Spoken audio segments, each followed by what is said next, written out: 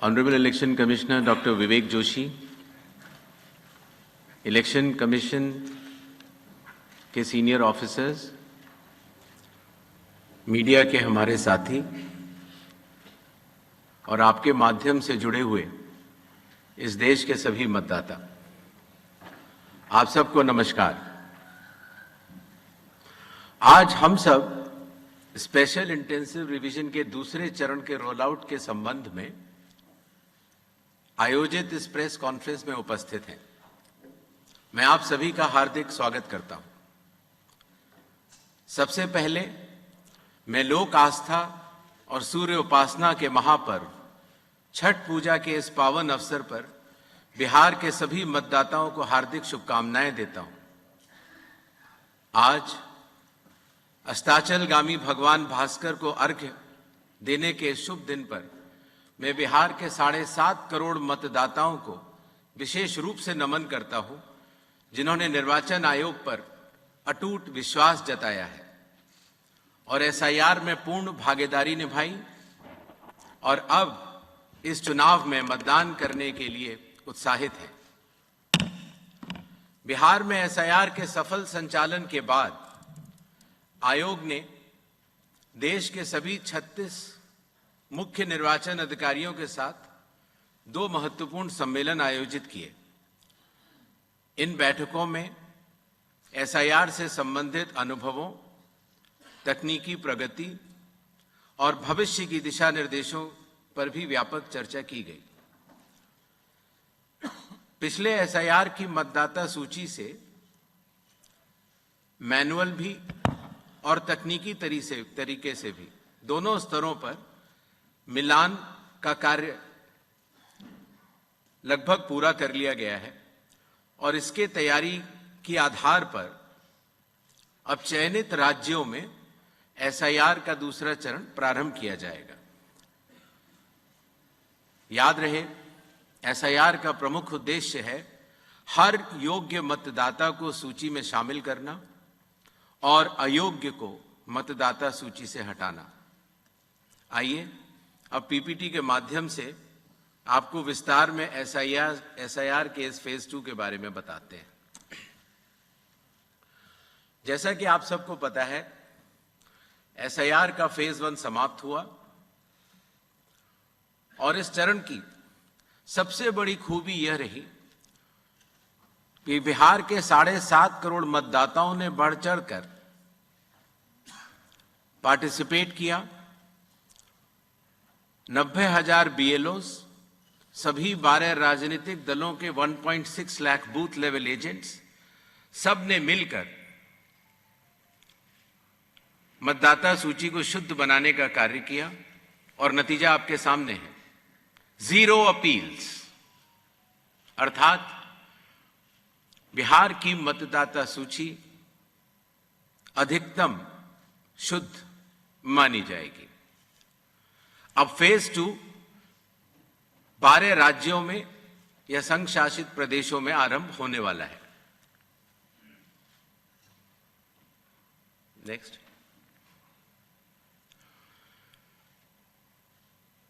किसी भी मतदाता के लिए जो उसकी अर्हताएं हैं वो संविधान के अनुच्छेद 326 में लिखी गई हैं, अर्थात भारत का नागरिक होना, कम से कम आयु 18 वर्ष की होना, उस विधानसभा क्षेत्र का सामान्य निवासी होना और किसी अन्य कानून से उसको डिस्क्वालीफाई न किया गया हो।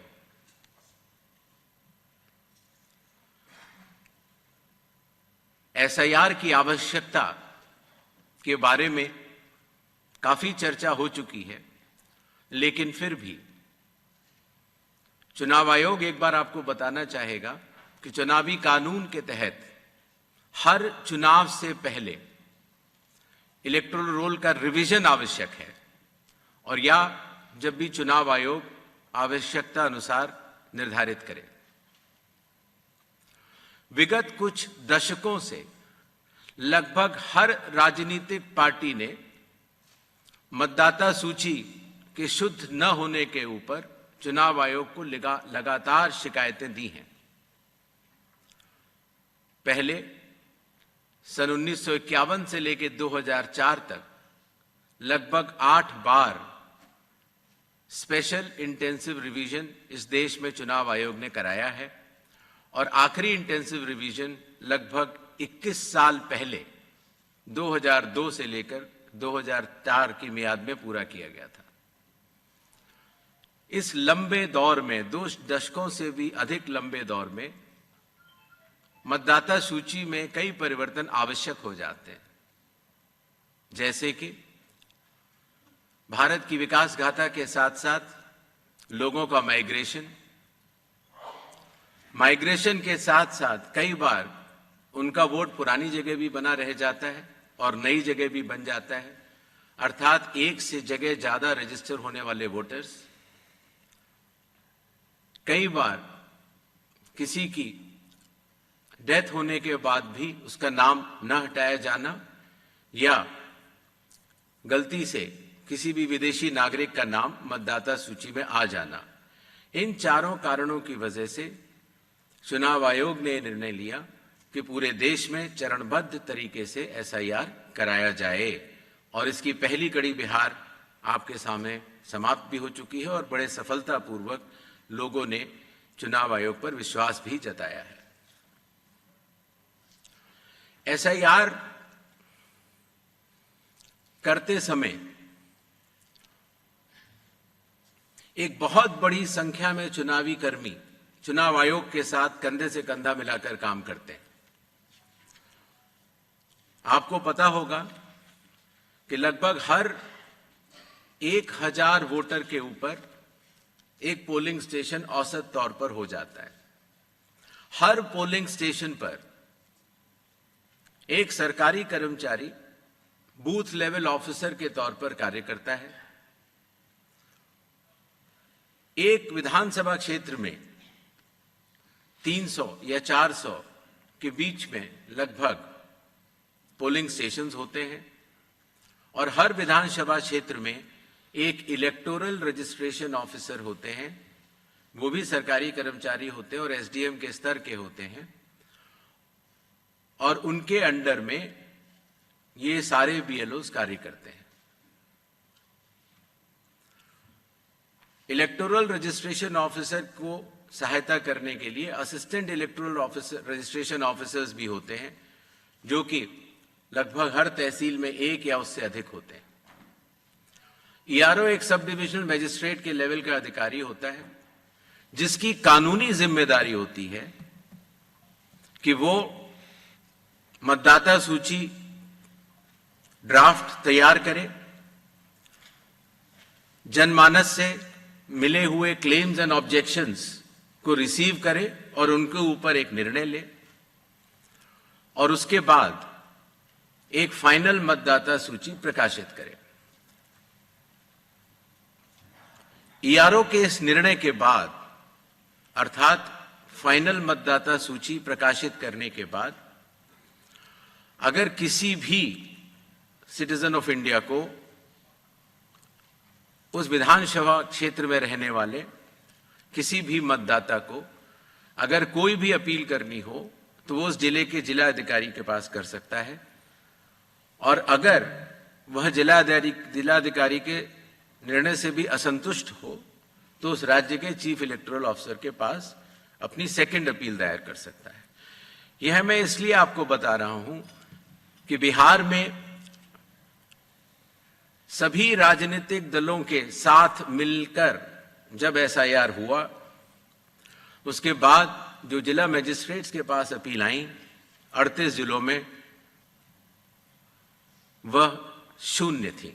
अर्थात ईआरओ और इलेक्टर्स ने मिलकर और बूथ लेवल एजेंट्स ने मिलकर बहुत ही अच्छा काम किया।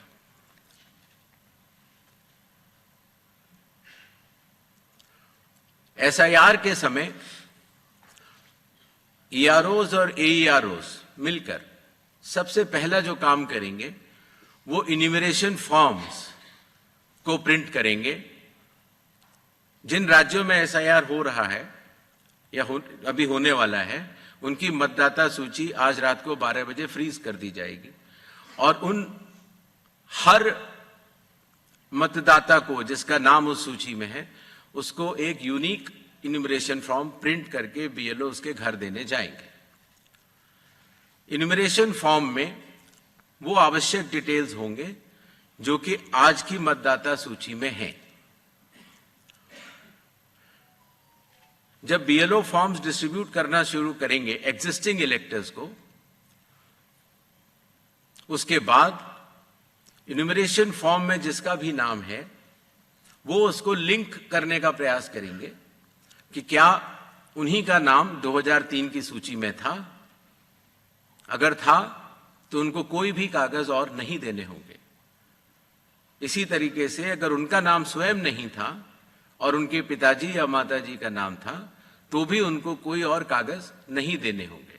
तो ये लिंकिंग और मैचिंग, बिहार जब हमने एसआईआर किया था तो सिर्फ बिहार की अवेलेबल थी और आज पूरे देश की 2002 से 4 में हुए एसआईआर की मतदाता सूची जो लिंक दिया गया है voters.eci.gov.in पर कोई भी देख सकता है और इस मैचिंग को स्वयं भी कर सकता है। बीएलओज बूथ लेवल ऑफिसर्स एसआईआर की प्रमुख कड़ी होते हैं। जब वो घर जाते हैं तो कई बार ऐसा भी हो सकता है कि किसी और व्यक्ति की उम्र उस घर में 18 साल के ऊपर की हो गई हो, तो हाथ की हाथ उसी समय वो उनका फॉर्म 6 भी भरवा लेंगे और डिक्लेरेशन भी ले लेंगे और उसकी मैचिंग और लिंकिंग भी पुराने एसआईआर से कर लेंगे। कई बार हमारे मतदाता अगर पढ़ने या लिखने में उनको दिक्कत है तो बूथ लेवल ऑफिसर उनको इन्यूमरेशन फॉर्म भरने में मदद भी करेगा और मदद करने के बाद इस तरह के सारे इन्यूमरेशन फॉर्म्स मैचिंग और लिंकिंग करने के बाद वो ईआरओ और एईआरओ को जमा करेगा। कई बार एक बार जब बूथ लेवल ऑफिसर घर जाता है तो या तो कुछ मतदाता अवेलेबल नहीं होते या कहीं गए होते हैं और या उनको मैचिंग या लिंकिंग करने में कोई समय लग रहा हो, तो ऐसे केस में बूथ लेवल ऑफिसर्स दूसरी बार भी जाएंगे और तीसरी बार भी जाएंगे। 3 बार हर बीएलओ हर घर जाएगा। जो प्रवासी लोगों की समस्या को हटाने के लिए, जो राज्य से कुछ समय के लिए बाहर गए हुए हैं लेकिन वहीं के सामान्यतः रहने वाले हैं, वो ऑनलाइन भी भर सकते हैं और खास तौर से कई बार अर्बन वोटर्स को, क्योंकि उनके दिन के समय ही ऑफिस आवर्स रहते हैं, तो वो भी ऑनलाइन भर सकते हैं। बूथ लेवल ऑफिसर का यह भी कार्य होगा कि जब वो इन्यूमरेशन फॉर्म देता है तो इन्यूमरेशन फॉर्म दस्तखत करके मतदाता को वापस भी करना होता है। तो अगर मतदाता की मृत्यु हो चुकी हो या वो स्थायी रूप से प्रवास कर चुका हो या वो एक से जगह ज्यादा रजिस्टर हो गया हो तो वो उस जगह दस्तखत नहीं कर पाएगा और ऐसे लोगों की शिनाख्त करना भी बीएलओ की जिम्मेदारी है। एक बात मैं फिर कहना चाहता हूं कि जो मतगणना, वो इन्यूमरेशन फॉर्म की जो फेज होगी उसमें किसी भी व्यक्ति से किसी और कागज की आवश्यकता नहीं होगी, बस उन्हें अपनी मैचिंग या लिंकिंग दिखानी होगी कि 2003 में किसके साथ है। नेक्स्ट, सारे फॉर्म्स मिलने के बाद ईआरओ और एईआरओ ड्राफ्ट सूची प्रकाशित करेंगे। ड्राफ्ट सूची में उन्हीं मतदाताओं का नाम होगा जिनके इन्यूमरेशन फॉर्म्स वापस मिल गए हैं।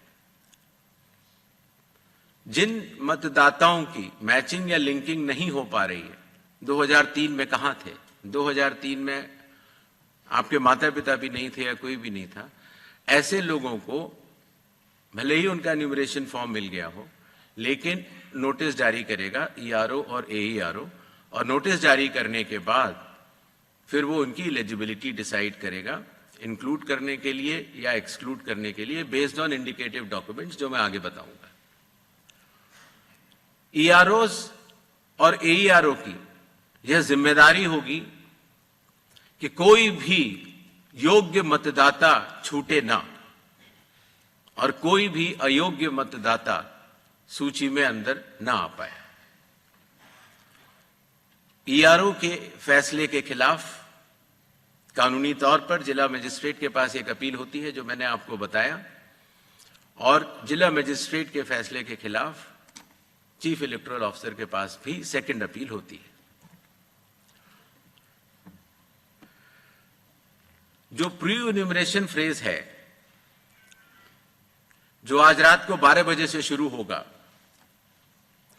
उसमें कंप्यूटर मैचिंग और लिंकिंग पिछले SIR से ECI नेट के जरिए की जा रही है, उसको आगे बढ़ाया जाएगा।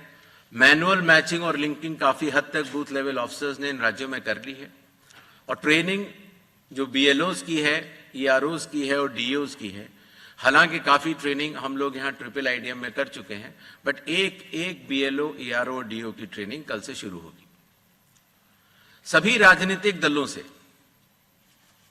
6 नेशनल पार्टीज जो कि हर राज्य में मौजूद हैं, और हर राज्य की जो स्टेट पॉलिटिकल पार्टीज हैं, उन सभी से निवेदन है कि वो अपने बूथ लेवल एजेंट्स अगर उन्होंने नामित नहीं किए हैं किसी भी बूथ पर, तो जरूर कर लें।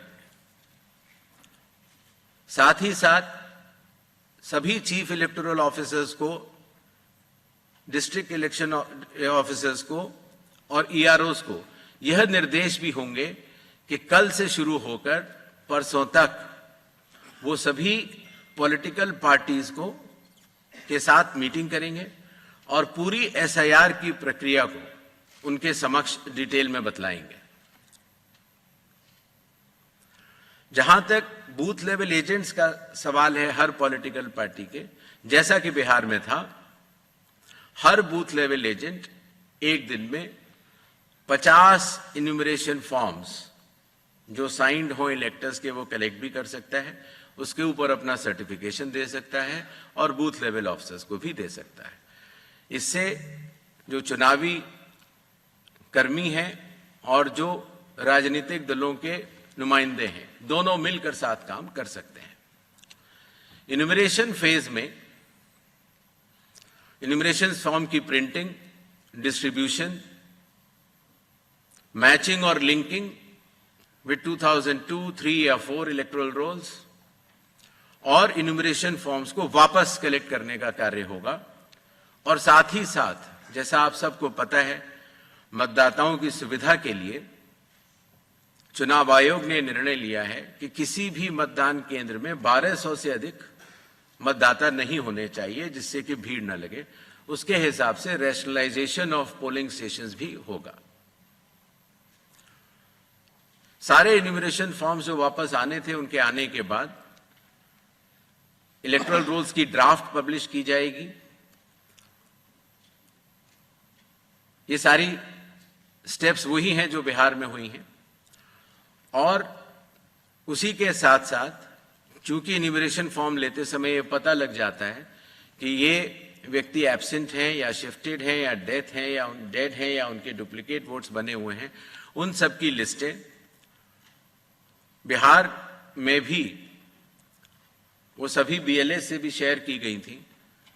पंचायत या पब्लिक ऑफिसेज के नोटिस बोर्ड पर भी लगाई जाएंगी और CEO के वेबसाइट पर भी अवेलेबल होंगी, जिससे कि कोई भी व्यक्ति एपिक नंबर लगा के देख सकता है कि उसका, जैसे पिताजी का नाम अगर उसकी मृत्यु हो गई है तो वहीं पर है कि नहीं। ड्राफ्ट सूची पब्लिश होने के बाद जिन लोगों की मैचिंग या लिंकिंग 2003 या 2 या 4 से नहीं हो पाई है, उनको ERO नोटिस जारी करेंगे। नोटिस के बाद हियरिंग होगी और हियरिंग में जो भी इंडिकेटिव डॉक्यूमेंट्स हैं उनको चेकिंग किया जाएगा और ERO ये भी उनसे पूछेगा कि 2003 में आप कहां थे या आपके माताजी पिताजी कहां थे, जिससे अगर लिंकिंग नहीं भी हो पाई है तो वो भी कर पाए। साथ ही साथ क्लेम्स एंड ऑब्जेक्शंस का पीरियड भी शुरू हो जाता है। तो किसी व्यक्ति का, योग्य व्यक्ति का अगर नाम छूट गया है तो अपना क्लेम वो जमा कर सकता है इंक्लूजन के लिए, फॉर्म 6 भर सकता है डिक्लेरेशन के साथ, या ऑब्जेक्शंस भी दे सकता है फॉर्म 7 में, या कई बार उसके नाम में अगर गलती हो या किसी और एंट्री में अगर गलती हो तो फॉर्म 8 भी दे सकता है। तो ये क्लेम्स एंड ऑब्जेक्शंस रिसीव का पीरियड होता है जो कि किया जाएगा, बिहार में भी किया गया था, और उसके ऊपर ईआरओज अपना निर्णय लेंगे। ये कार्य पूर्ण होने के बाद फाइनल रूल्स पब्लिश होंगे और उसके बाद 15 दिन का समय जिला मजिस्ट्रेट के पास फर्स्ट अपील देने का और उसके बाद सीईओ के पास सेकंड अपील देने का, सभी के पास ये कानूनी मार्ग उपलब्ध होगा।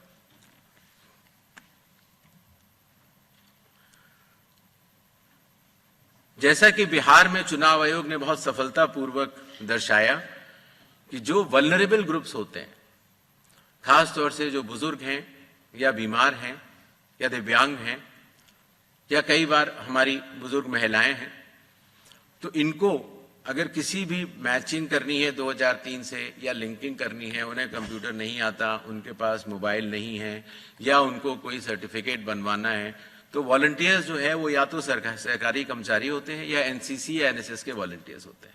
तो स्वयं उस व्यक्ति के लिए वो चले जाते हैं और वो कागज बनवा लेते हैं, जिससे कि हमारे मतदाताओं को कोई भी असुविधा नहीं हो।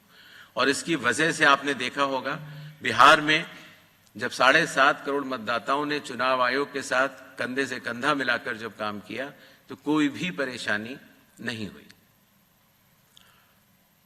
इस फेज में एसआईआर के समय 1200 तक हम पोलिंग स्टेशंस को भी रैशनलाइज कर लेंगे और कुछ नए पोलिंग स्टेशंस भी खोले जाएंगे जो कि बदलाव के साथ साथ हाई राइज बिल्डिंग्स में भी होंगे या गेटेड कॉलोनीज में या कई बार जो स्लम क्लस्टर्स छूट गए हैं वहां पर भी। इस विषय पर जो ड्राफ्ट पब्लिश होता है उसमें पॉलिटिकल पार्टी से डीओज चर्चा भी करते हैं और उसके बाद ये 1200 हर पोलिंग स्टेशन की अलग अलग मतदाता सूची प्रकाशित की जाती है।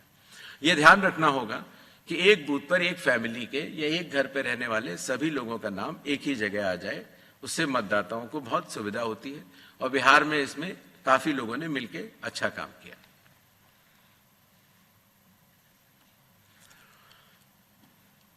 जो बिहार का एसआईआर हम लोगों ने कराया उससे चुनाव आयोग को यह भी समझ में आया कि इन्यूमरेशन फॉर्म में एक छोटा सा परिवर्तन करना आवश्यक है।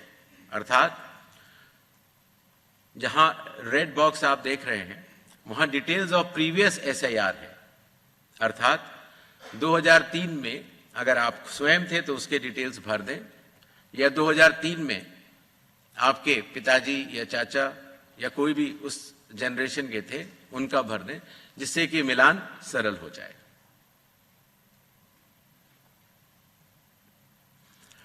जो इन्यूमरेशन फॉर्म दिया जाएगा उसमें काफी चीजें प्री प्रिंटेड होंगी। मतदाता का नाम, उसका एपिक नंबर, उसका पता, सीरियल नंबर, पार्ट, कौन सी असेंबली है और उसका पुराना फोटो। एक क्यूआर कोड भी दिया जाएगा जिससे कि उस क्यूआर कोड को स्कैन करके आप स्वयं देख सकते हैं। सभी मतदाताओं से चुनाव आयोग का यह आग्रह रहेगा कि जहां पेस्ट करेंट फोटो लिखा हुआ है वहां पर अपनी नई और रंगीन फोटो, कलर्ड फोटो वहां पर अगर लगाएंगे तो जब भी आपका नया एपिक कार्ड बनेगा तो उसमें वो फोटो लगाई जाएगी तो अच्छा लगेगा। शिनाख्त में भी आसानी होती है बिकॉज कई बार वोटर कार्ड्स में लोगों के बहुत पुराने फोटो लगे हुए हैं। इन्यूमरेशन फॉर्म का ये हिस्सा है जो प्री प्रिंटेड के बाद नीचे आता है, उसमें ये डिटेल्स इलेक्टर्स को भरने होंगे। आधार नंबर बिहार में भी ऑप्शनल तरीके से चुनाव आयोग ने लिया था और इस बार भी आधार नंबर लिया जाएगा। फादर का नाम भी है, एपिक भी है, आपके स्पाउस, मदर, फादर का नाम भी है, डेट ऑफ बर्थ भी। जी, जो प्रीवियस एसआईआर के जो 2 खाने मैंने आपको बताए थे उसमें स्वयं का अगर नाम है तो पहला जो बाईं तरफ वाला बॉक्स है जिसमें इलेक्टर का नाम, एपिक अगर उसका है उस समय तो, बिकॉज 2003 में कई लोगों के पास एपिक नंबर नहीं था। रिलेटिव का नाम, कई बार फादर का नाम होता है और रिलेशनशिप तो वहां पर फादर होगा। किस जिले में है, जैसे ही आप जिला लिख देंगे या स्टेट या एसी लिख देंगे तो जो सारी जो मतदाता सूची पूरे देश की अवेलेबल है 2003 में, उससे सेलेक्ट करना और उससे मैचिंग करना बहुत आसान हो जाता है। इसी तरीके से अगर आपका नाम नहीं है 2002, 3 या 4 की मतदाता सूची में, तो आप अपने फादर, मदर या जो भी उस श्रेणी के जो रिलेटिव्स हैं उनके डिटेल भर सकते हैं, तो उससे भी ये मैचिंग सरल हो जाती है। क्लेम्स एंड ऑब्जेक्शंस के पीरियड में फॉर्म 7 और फॉर्म 8 की आवश्यकता पड़ती है, और फॉर्म 6 तो खैर चूंकि न्यूमरेशन फेज में ही इस बार हम कलेक्ट कर ले रहे हैं। बिहार में हम लोगों ने उसको बाद में किया था, लेकिन इस बार हम शुरू से ही कर ले रहे हैं।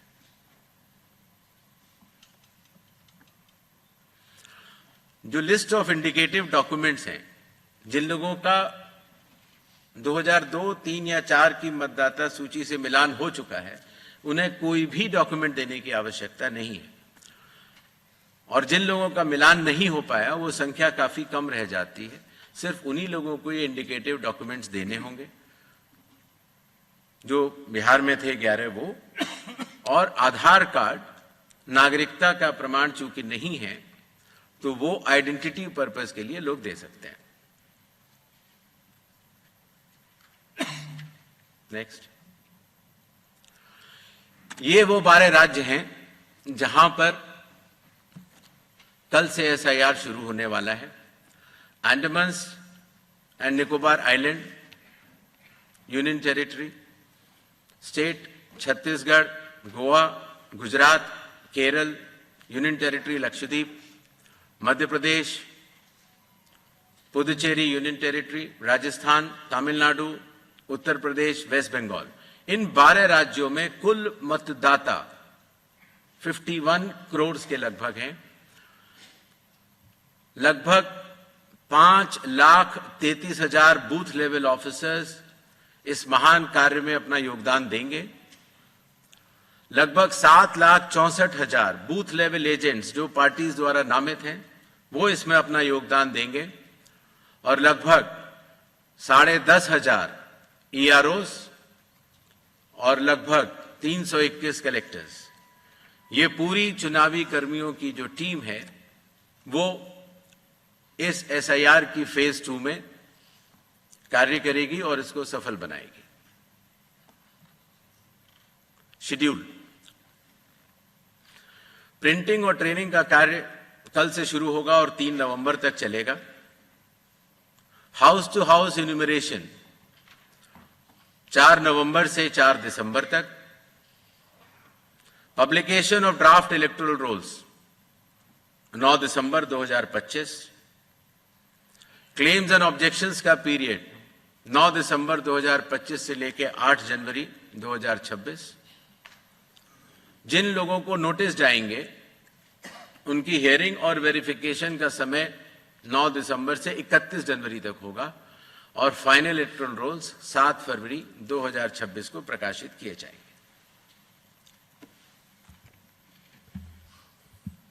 धन्यवाद।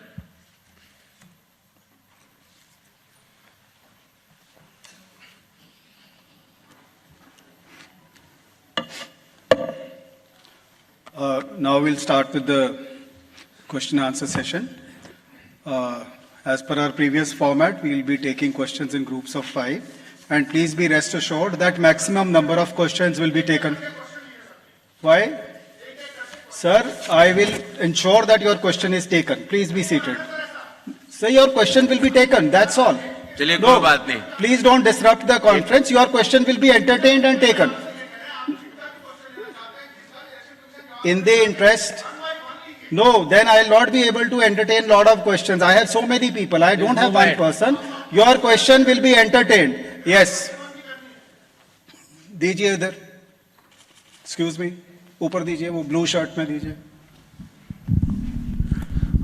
सर नमस्कार, नीरज हूँ न्यूज़ 18 इंडिया से। हमारा सवाल ये है आपसे कि आपने जो 12 राज्यों के नाम दिए हैं और केंद्र शासित प्रदेश के, आगामी जो 5 राज्यों के चुनाव है, क्योंकि अगले साल मध्य में वहां चुनाव होने, उसमें असम भी है। असम में आपने एसआईआर कराने का फैसला नहीं किया है दूसरे चरण में, तो इसकी वजह क्या है, कारण क्या है और यहां कब कराएंगे? So I'm Shriparna from the Hindu newspaper. In Bihar, the Election Commission has said that new EPIC cards would be given to all voters. What is the progress on that, and will the same be done for all these 12 states and rest of the states undergoing SIR as well?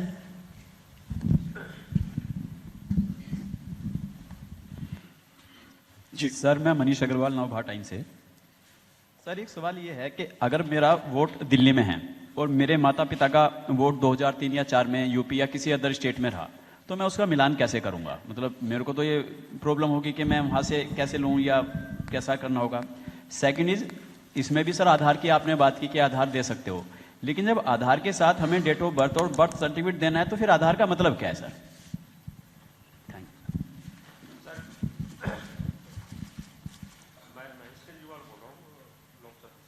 Sir, मेरा सवाल ये है कि जो second page में waste Bengal में जो आपका माइक प्लीज, होना है, थोड़ा इसको पास कीजिए। माइक। सर, सेकंड पेज में जो SIR होना है विशेष करके वेस्ट बंगाल में, तो उसमें मुख्यमंत्री ने दूसरा माइक।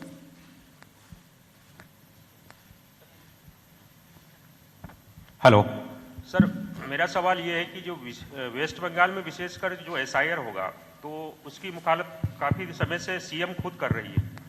उसको लेकर जो गतिरोध है आपके और उनके बीच में, तो इसको लेकर क्या कोई विशेष बैठक होगी आपके बीच में?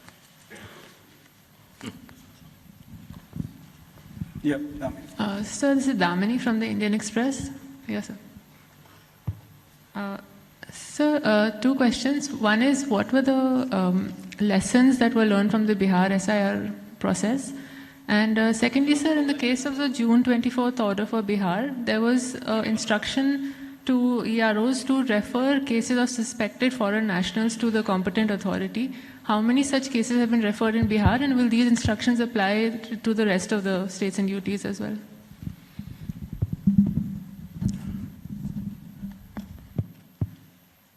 आसाम का एक विषय पूछा गया। जैसा कि आप सब लोगों को विदित होगा, भारतीय नागरिकता कानून में आसाम के लिए नागरिकता के लिए अलग प्राविधान है।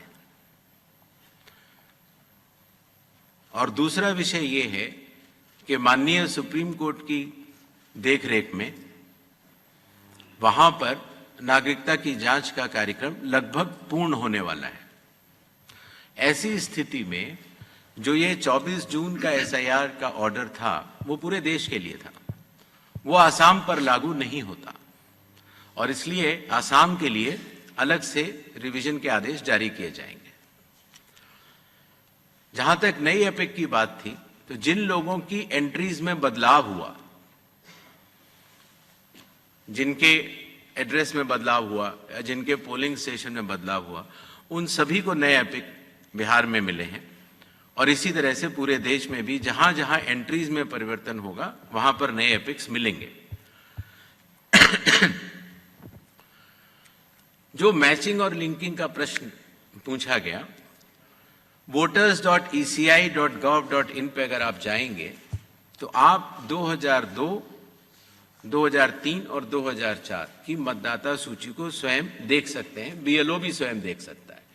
सूची देखने के लिए आपको उसमें सबसे पहले राज्य बताना होगा, फिर आपको जिला बताना होगा, और उसके बाद जिले में वो सर्च की जा सकती है कि मेरा नाम कहाँ है। इसीलिए अगर आप दिल्ली में हैं और आपके अगर माता पिता यूपी के रहने वाले थे, मान लीजिए लखनऊ के रहने वाले थे, तो आपको उधर जाना है यूपी पर, फिर लखनऊ बटन दबाना है, फिर माता पिताजी को वहां सर्च कर लेना है और आपको लिंक का वो बटन दबा देना है। इतनी सरल प्रक्रिया उसको हमारे IT डिपार्टमेंट ने बनाई है। जहां तक आधार की बात है, माननीय सुप्रीम कोर्ट ने कहा है कि आधार का उपयोग आधार एक्ट के अनुरूप होगा, और आधार एक्ट के सेक्शन 9 में ये कहा गया है कि आधार डोमिसाइल का या सिटीजनशिप का प्रमाण नहीं होगा।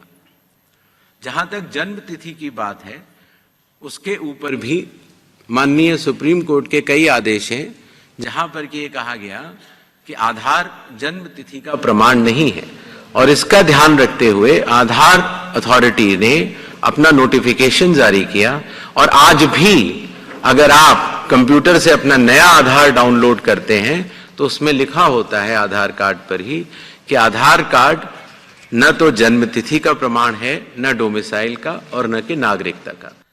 आधार कार्ड आइडेंटिटी का प्रमाण है और ई साइनिंग के लिए भी उसका उपयोग हो जाता है। तो आधार कार्ड के बहुत सारे अन्य उपयोग भी हैं।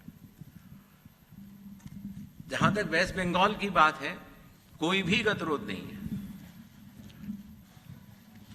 संविधान के अंतर्गत सभी संवैधानिक संस्थाएं अपने अपने दायित्व का पालन करती हैं। Election commission special intensive revision करते हुए अपने दायित्व का पालन कर रहा है, और इसी तरह से राज्य की सरकारें भी अपने अपने दायित्व का पालन करेंगी। जो बिहार में एसआईआर हम लोगों ने किया और उसमें जो हम लोगों को लगा कि हम मतदाताओं को और सुविधाएं क्या दे सकते हैं, वो मैंने आपको अपनी पीपीटी में बता ही दिया है। और जून 24 का जो ऑर्डर है वो सिर्फ बिहार के लिए नहीं है, वो पूरे देश के लिए है। कुछ एडिशनल इंस्ट्रक्शंस भी जारी होंगे इन 12 राज्यों के लिए। Next round please. सवाल पूछना था आपसे, ये जो आपने लिंकअप किया है एसआईआर में 2002 से 4 के इलेक्टोरल रोल से किया है, क्या वो डेट बहुत पहले प्लीज वो डेट जो है 23 साल पहले का हो जाता है, तो वो डेट क्या ऐसा नहीं कर सकते हम कि 1 या 2 इलेक्शंस पहले करें जिससे कि सभी को आसानी हो? सर इधर प्रशांत सर, मैं न्यूज़ 24 से। मेरा सवाल सर 2 छोटे छोटे सवाल हैं, पश्चिम बंगाल को ही लेकर के है कि पश्चिम बंगाल से कई बार ये बात आई है कि वो होने नहीं देंगे एसआईआर। ऐसी सिचुएशन में इस चुनाव आयोग क्या करेगा? और दूसरा कि जिस तरीके से वहाँ पे वोटों का मिलान आप करने की सोच रहे हैं, ये कैसे संभव हो पाएगा? क्योंकि बहुत से ऐसी बातें हैं कि वहाँ पे बाहर से आए लोग आ गए हैं और डॉक्यूमेंट्स उनके लगातार रेडी हो रहे हैं। अगर उनके दस्तावेज मान लीजिए गलत तरीके से बन गए, उसको आप कैसे वेरीफाई करेंगे?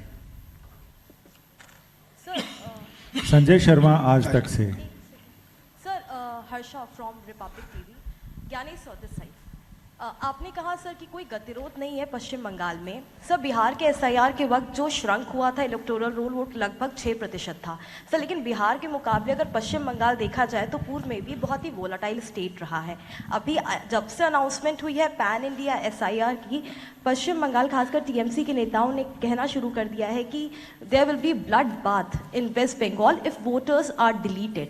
तो ऐसे में what will election commission do to counter and restore faith, because West Bengal is different as compared to other states? Sanjay ji.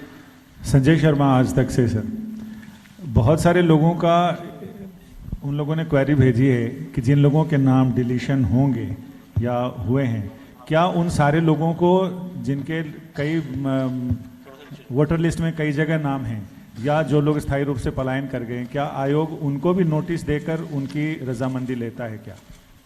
Sir, Ashwini sir this side, Ashwin Kumar Singh from NDTV. Sir, supreme court में भी ये याचिकाकर्ताओं ने एक सवाल किया था कि डी डुप्लीकेशन सॉफ्टवेयर का क्या उपयोग किया गया था बिहार में जो नाम 2 जगह रजिस्टर्ड थे, और क्या वो एप्लीकेशन अभी जो एसआईआर का सेकंड फेज शुरू हो रहा है उसमें भी उपयोग किया जाएगा? सर मेरा सवाल है, मैं पीयूष पांडे हूँ, TV9 भारतवर्ष से। सर, आपने 4 कारण इसमें बताए हैं कि फ्रिक्वेंट माइग्रेशन है, उसमें जो चौथा कारण है wrongful inclusion of any foreigner, तो क्या इसकी भी कोई सूची तैयार की जाएगी चुनाव आयोग द्वारा कि कितने ऐसे लोग पाए गए जिनका रॉन्गफुल इंक्लूजन था? जो एसआईआर की जो आपने डेट की बात की, भारतीय नागरिकता कानून के अंतर्गत अगर आप 1 जुलाई 1987 से पहले भारत में अगर पैदा हुए हैं तो आपको भारत का नागरिक माना जाता है। तो जो व्यक्ति 87 या उसके पहले का बॉर्न है, अगर उसमें 18 साल जोड़ देते हैं तो सन आता है 2003, 4 या 5। इसीलिए जिन लोगों का नाम 2003, 2 या 4 की मतदाता सूची में है, उसकी प्रोबेटिव वैल्यू, उसकी एविडेंशियरी वैल्यू कि वो नागरिक है, उसकी कोई जांच करने की आवश्यकता नहीं होती। इसीलिए जो पिछला SIR हुआ था वो वाली तारीखें ली जाती हैं। जहां तक वेस्ट बंगाल की बात एक बार दोबारा उठी है, तो मैं एक बार और स्पष्ट करना चाहता हूं कि संविधान के अंतर्गत हर संवैधानिक संस्था को अपना दायित्व निभाना होता है। आर्टिकल 324 सब क्लॉज 6 के तहत मतदाता सूची तैयार करने के लिए या मतदान कराने के लिए जिन भी चुनावी कर्मियों की आवश्यकता चुनाव आयोग को होगी, वो राज्य सरकार मुहैया करा के डेपुटेशन पर देने के लिए बाध्य है। इसी तरीके से कानून व्यवस्था की जो आपने बात की, वो राज्य सरकार की संवैधानिक जिम्मेदारी है और मुझे इसमें कोई भी संकोच नहीं है कि हर राज्य सरकारें चुनाव आयोग की तरह ही अपनी पूरी संवैधानिक दायित्व का निर्वहन करेंगी और करती रही। जहां तक डीडुप्लीकेशन की बात की,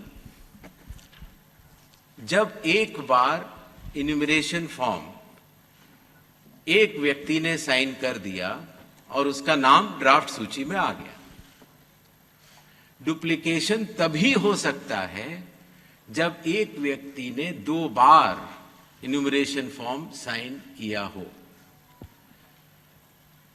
आपके माध्यम से मैं देश के सभी मतदाताओं को यह बतलाना भी चाहता हूं कि हो सकता है कि आपका किसी पुराने जगह वोट अगर बना रह गया हो तो आपके पास घूमते फिरते वो इन्यूमरेशन फॉर्म भी आएगा, लेकिन आपको सिर्फ और सिर्फ एक इन्यूमरेशन फॉर्म पर ही दस्तखत करके जमा कराना है।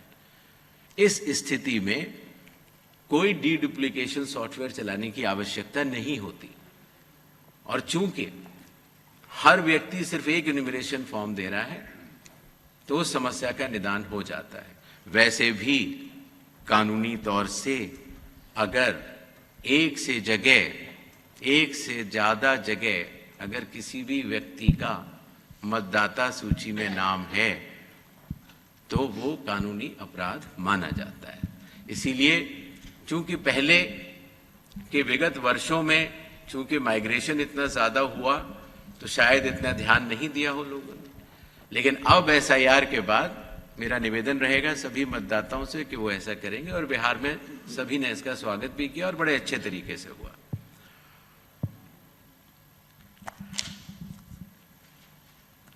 रॉन्गफुल इंक्लूजन ऑफ फॉरेनर्स, कई बार अगर किसी व्यक्ति ने जो कि हमारे देश का नागरिक नहीं है और आने के बाद अगर उसने कुछ कागज बनवा लिए हैं तो आपने नोटिस किया होगा जो हमारी प्रेजेंटेशन थी कि सबसे पहले इन्यूमरेशन फेज में हम ये मिलान करेंगे कि 2002, 3 या 4 में आप या आपके वरिष्ठ जो वंश के लोग थे वो कहाँ थे।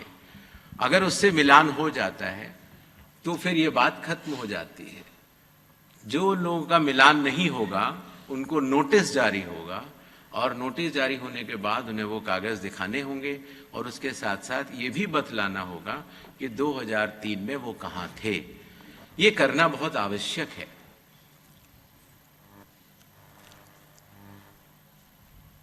I think I have... Sir, Banna from Madhyam Delhi, from here, sir. Please, sir.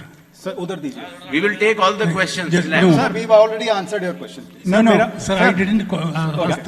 CC sir. Sir, मेरा नाम. Sir, all political parties from Kerala had demanded to postpone the SIR in Kerala. I am from here, sir. I am Banna from Madhyam Delhi. All political parties demanded postponement of SIR in Kerala, and Kerala Chief Electoral Officer, he also demanded the postponement. I think he recommended. But you decided to conduct the SIR in this first phase. Sir, Gaurav Shrivastava, Times Now Bharat से। Sir सवाल यह है कि चूंकि 12 राज्य हैं और 12 राज्य की परिस्थितियां अलग हैं, क्या स्थानीय तौर पर जो इंडिकेटिव डॉक्यूमेंट्स हैं उनकी कुछ अलग सूची भी रखी गई है राज्यवार क्या, जिससे मतदाताओं को सहूलियत हो, जिनको नए तौर पर जुड़ना हो, जिनका नाम पुरानी मतदाता सूची में ना हो, तो क्या उनके लिए अलग तमिलनाडु के हिसाब से या बाकी राज्यों पुडुचेरी के हिसाब से जो अलग अलग सरकारी आई कार्ड जो है वो इशू किए जाते हैं, उनके आधार पर भी क्या वो अपना नाम जो है वो मतदाता सूची में जुड़वा सकते हैं? सर मैं आईएनएस से अखिलेश हूँ। पहली बार जब आपने सर इधर जी सर मैं आईएनएस से अखिलेश हूँ। पहली बार जब आपने बिहार में शुरू किया तो काफ़ी राजनीतिक विरोध झेलना पड़ा चुनाव आयोग को। राजनीतिक दल सड़कों पे आए, तमाम आरोप लगाया। आप कह रहे हैं कि अपील 0 थी। इसका मतलब कि क्या राजनीतिक दलों ने गुमराह किया था? और आगे चूंकि आप 12 राज्यों में करा रहे हैं, ऐसी परिस्थितियां ना आए, इसके लिए क्या आयोग कोई गाइडलाइन जारी करेगा?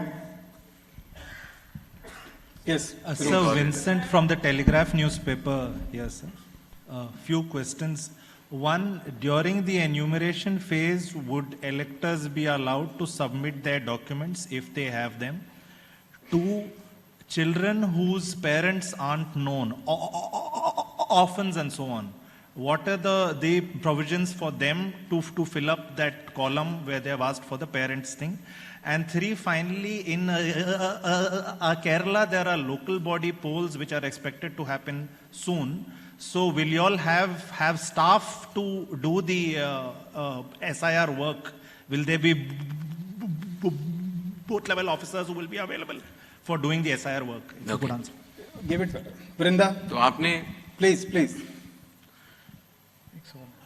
एक सवाल ये आया था कि जो इंडिकेटिव लिस्ट ऑफ डॉक्यूमेंट्स हैं जो 11 हैं, जिसमें आधार आइडेंटिटी के लिए 12वें तौर से जोड़ा गया है, ये इंडिकेटिव लिस्ट ऑफ डॉक्यूमेंट्स लगभग सभी सीईओ से चर्चा करके बनाई गई हैं। बट फिर भी जब हियरिंग हो और उस समय ये सिद्ध करना हो किसी को अपनी जांच में कि मैं नागरिक हूं, तो वो कोई और अगर डॉक्यूमेंट देगा तो उसके ऊपर ईआरओ विचार जरूर करेंगे, लेकिन indicative list of document bye and large यही रहेगी। आपको बताना चाहता हूं कि पिछले 2 महीनों से इन सभी 12 राज्यों के चीफ इलेक्टोरल ऑफिसर्स ने और आईटी डिपार्टमेंट ईसीआई नेट के साथ मिलकर जो बैकएंड पर इतनी सारी मैचिंग कर ली है कि अब ये जो एसआईआर जो इन 12 राज्यों में होगा तो काफी सुगम तरीके से होगा। जहां तक केरल की बात है, जैसा कि मैंने पहले कहा था, संविधान के अंतर्गत निर्मित सभी संवैधानिक संस्थाओं को अपने दायित्व का निर्वहन करना होता है। चुनाव आयोग अपने दायित्व का निर्वहन कर रहा है और मैं मानता हूं कि संविधान सभी संवैधानिक संस्थाओं के लिए सर्वोपरि होता है। जहां तक बिहार में राजनीतिक दलों की तरफ से कुछ शब्द कहे गए, उन्होंने एसआईआर का विरोध राजनीतिक दलों ने किया होगा, ऐसा चुनाव आयोग नहीं मानता, क्योंकि जमीनी स्तर पर 1.6 लाख बूथ लेवल एजेंट्स ने सक्रिय तौर से बूथ लेवल ऑफिसर्स के साथ और मतदाताओं के साथ मिलकर काम किया। अकेले बूथ लेवल एजेंट्स नहीं, हर जिले में राजनीतिक दलों के जो जिला प्रेसिडेंट्स थे, उन्होंने भी सक्रिय तौर से अपना योगदान दिया। इसी तरीके से राज्य स्तर पर भी सीईओ के साथ मिलकर सभी राजनीतिक दलों ने इसका स्वागत भी किया। हम लोग जब बिहार गए थे तो सभी राजनीतिक दल हमसे मिले भी थे और सबने ये बात हम लोगों से कही। अब जहां तक पॉलिटिकल स्टेटमेंट्स की बात है, उनके ऊपर चुनाव आयोग टिप्पणी नहीं करता है। इन्यूमरेशन फेज में कोई भी डॉक्यूमेंट देने की किसी को आवश्यकता नहीं है, सिर्फ और सिर्फ मिलान और मैचिंग होगी। जहां तक एक विषय में भूल गया, लोकल बॉडीज के इलेक्शंस की बात केरला में की गई थी, चूंकि वहां भी लोकल बॉडी इलेक्शंस नोटिफाई भी नहीं हुए हैं और इसीलिए SIR वहां पर अनाउंस कर दिया गया है। और जहां तक स्टाफ की बात है, तो ये बात स्पष्ट होनी चाहिए कि चुनाव आयोग को मतदाता सूची या मतदान कराने के लिए जितने भी स्टाफ की जरूरत होती है वो राज्य सरकारें संविधान के अनुच्छेद 326 सब क्लॉज 6 के अंतर्गत देने के लिए बाध्य होती हैं और संविधान का सम्मान सभी संवैधानिक संस्थाएं करती भी हैं। जहां तक उन बच्चों की बात है जिनके पेरेंट्स नहीं हैं, तो उन बच्चों के पास ये इंडिकेटिव डॉक्यूमेंट्स तो होंगे ही, तो इंडिकेटिव डॉक्यूमेंट्स होंगे। और दूसरी बात, ऐसे बच्चे जिनके माँ बाप भी नहीं हैं, तो कहीं तो उनके माँ बाप होंगे और जहां उनके माँ बाप होंगे उनसे उनकी मैचिंग और फिक्सिंग, जो मैचिंग और जो लिंकिंग की जाएगी जो मतदाता सूची से, वो BLO भी कर लेगा और उसमें काफी कुछ काम पहले भी हो चुका है। Next Vrinda.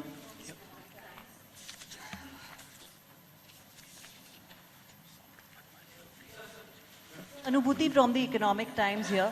So as you just mentioned, there will be no document required during the enumeration phase. Now this is a very, very big shift from Bihar where this was also a worry point because everybody had to go looking for documents. Also your enumeration form has changed this time. You've got a column for previous SIR linkages. So first, if you could explain the reasoning behind these shifts in the SIR process or the form. And two, you just mentioned that a lot of linking has already been done in these 12 states before embarking on phase 2, and this will make the SIR process easier. Would it mean that the Election Commission was not adequately prepared when it launched the SIR in Bihar? Sir, I'm Ruben from Malayalam Manorama newspaper. So here. So my question is also regarding the local body elections in Kerala. There is a confusion actually. The local body election is due. As per your schedule, SIR will go along with the local body election at the time of the process will be at the time of local body election as it is due in November or December. So how has will the you... notification been issued? How will you... Has the notification been issued? Okay. How will you manage the conflict regarding the local body elections? There is no conflict. So has there been any demand, Arunima from CNN News 18 here, sir? Has there been any demand to provide security to the booth level workers in West Bengal? Has central security, has any such demand come to you? Is it possible to grant such a security? So Vrinda from Hindustan Times, my question is that you said that deduplication wouldn't be required because even with people holding 2 voter ID cards, they'll have to fill just one enumeration form and they should be filling one enumeration form. I didn't get your question. So you said that deduplication wouldn't be required because of SIR process pan-India. So with regards to that, do you think that the problem where an individual holds 2 voter ID cards or EPIC cards, will that get resolved because of SIR? And secondly, adding to Anubhuti's question, you mentioned 2 big changes from Bihar SIR and now pan-India. So are there any more changes and can you give more information on that? Yes. Sir I am here please. Mukesh Kumar Singh मेरा नाम है, मैं एक freelance journalist हूँ। एक चीज़ देख रहे हैं सर हम लोग कि जो कैंडिडेट्स हैं, आप जैसे ये इंश्योर करना चाहते हैं कि जो भी एलिजिबल वोटर हो उसको उसका वोटिंग राइट मिले, उसी तरीके से जो भी एलिजिबल कंटेस्टेंट्स हैं चुनाव में, हम ये देखते हैं कि स्क्रूटनी के बाद जिन लोगों का नॉमिनेशन किसी रीजन से रिजेक्ट होता है, कंडक्ट ऑफ इलेक्शंस के ऊपर ये पत्र वार्ता नहीं है। कंडक्ट ऑफ इलेक्शंस के ऊपर जो भी निर्णय लेना, सर आप मेरा सवाल सुन लें, अगर आपको लगता है कि इसका मैंने जवाब जवाब नहीं देना दिया, तो ना दें। कंडक्ट ऑफ इलेक्शंस के ऊपर पब्लिक कॉन्फ्रेंस नहीं होते। चल मर्जी आपकी सर। यस पूनम जी। सर मैं पूनम हूँ अमर उजाला से। मेरे 2 प्रश्न हैं। पहला प्रश्न है कि अभी जो 12 राज्यों में SIR होगा, क्या 12 दस्तावेजों के अलावा अन्य दस्तावेजों को भी शामिल किया जाएगा? और दूसरा प्रश्न, एक राज्य जिसमें SIR की घोषणा हुई है, बड़े पैमाने पर प्रशासनिक फेरबदल किया गया है, तो क्या चुनाव आयोग इसका संज्ञान लेगा? जी,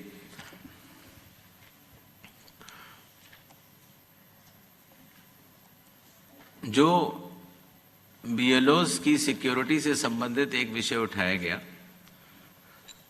चुनाव आयोग को पूर्ण विश्वास है कि कानून व्यवस्था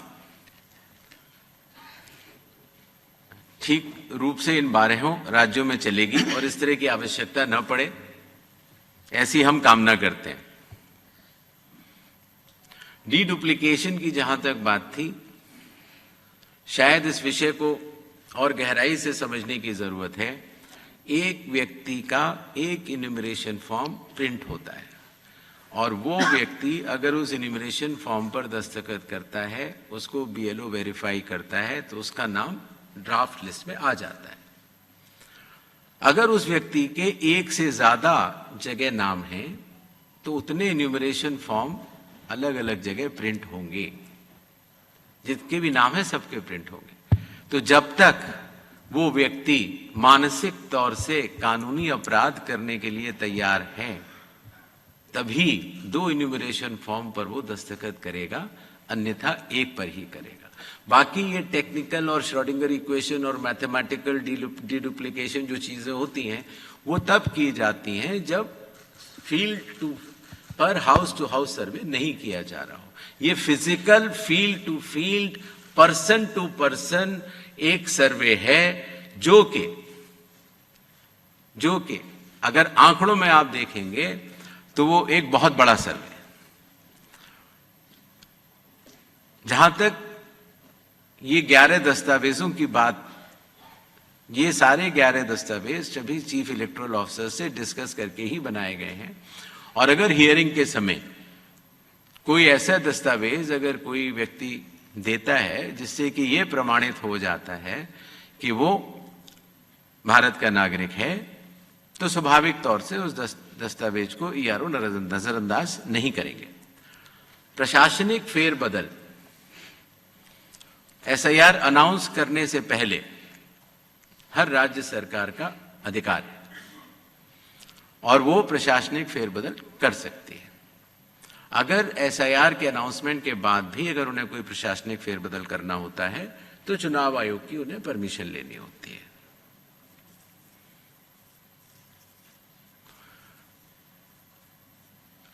जब हमने बिहार का एसआईआर कराया था, जब चुनाव आयोग ने उस पर 24 जून को अपने आदेश जारी किए और उसके बाद इन्यूमरेशन फेज रही और क्लेम्स एंड ऑब्जेक्शंस की फेज रही, तो उसके क्रियान्वयन में ये पाया गया कि शुरुआती दौर में दस्तावेज लेने की आवश्यकता नहीं है, क्योंकि अधिकांश जो मतदाता होते हैं वो कहीं ना कहीं लिंक्ड होते हैं या वहीं के रहने वाले होते हैं, तो उनको दस्तावेज देने की आवश्यकता ही नहीं है। सच बात तो ये है, बिहार का अगर एग्जाम्पल देखते हैं, बहुत ही कम लोगों को और दस्तावेज देने की जरूरत पड़ी और इसीलिए उस सीख को ध्यान में रखते हुए जब इन 12 राज्यों में जब हम लोग एसआईआर करा रहे हैं तो इस बात का निर्णय लिया गया कि कागज तभी मांगे जाएं जो इंडिकेटिव डॉक्यूमेंट्स हैं जब उसका व्यक्ति का 2003, 2004 से मिलान नहीं हो पा रहा है। कंडक्ट ऑफ इलेक्शंस के समय चुनाव आयोग प्रेस कॉन्फ्रेंसेस में इन विषयों पर इसलिए जवाब नहीं देता है जिससे कि उसका राजनीतिक अर्थ इधर से उधर निकालने के बाद किसी भी राजनीतिक पार्टी को या तो फायदा या नुकसान नहीं होना चाहिए, इसका कोई और रीजन ना निकालना चाहिए। इसी तरीके से जो लोकल बॉडीज जो लोकल